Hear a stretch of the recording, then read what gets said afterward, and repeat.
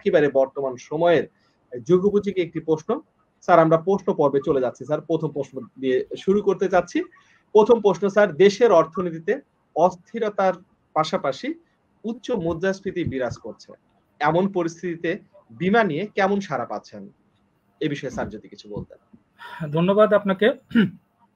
প্রশ্নটি এখন আজকে যেভাবে দেশের মুদ্রাস্ফীতি, দ্রব্যমূল্যের বৃদ্ধির সাথে এবং বীমা কোম্পানির সাথে খুবই সময় উপযোগী একটি প্রশ্ন। আমার দৃষ্টিভঙ্গি থেকে আমরা এখনো পর্যন্ত ভালো সাড়া পাচ্ছি, যদিও দেশের মুদ্রাস্ফীতি উচ্চ। এখানে আমি একটা জিনিস চিন্তা করি, এভাবে আমি চিন্তা করি বিষয়টা, সমস্যা যখন আসে মানুষ তখনই সমাধানের জন্য চেষ্টা করে, সমস্যা যত সমাধানও তত বেশি।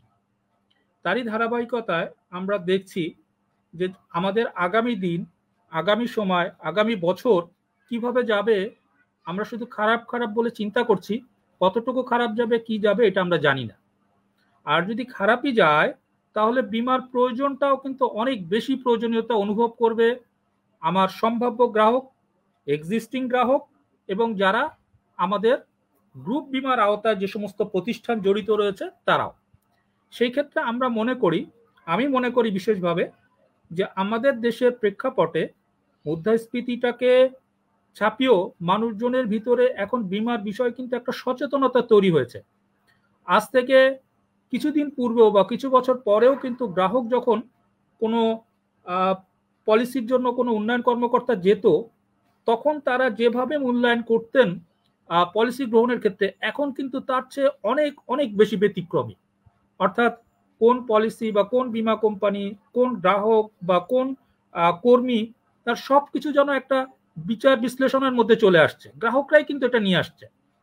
কারণ আমাদের সমসাময়িকের ভিতরে যখন আমরা দেখছি যে আমাদের সামনে যখন একটা সমস্যা আসছে, তো তখন আরো বেশি সমস্যা যাতে না তৈরি হয় আমরা সেই জন্য আমাদের পরিকল্পনাগুলো সাজিয়ে ফেলি। তারই ধারাবাহিকতায় আমরা যদি চিন্তা করি, গ্রাহকরা যারা গ্রাহক আছে, সম্ভাব্য গ্রাহক, আমরা জানি যে আমাদের দেশের টোটাল জনগোষ্ঠীর কিন্তু খুব অল্প অংশ বীমার আওতায় আমরা আনতে পেরেছি। স্বাধীনতার এত বছর পরেও আমরা কিন্তু বীমার আওতায় কিন্তু এখনো কিন্তু ব্যাপক জনগোষ্ঠীকে আনতে পারিনি।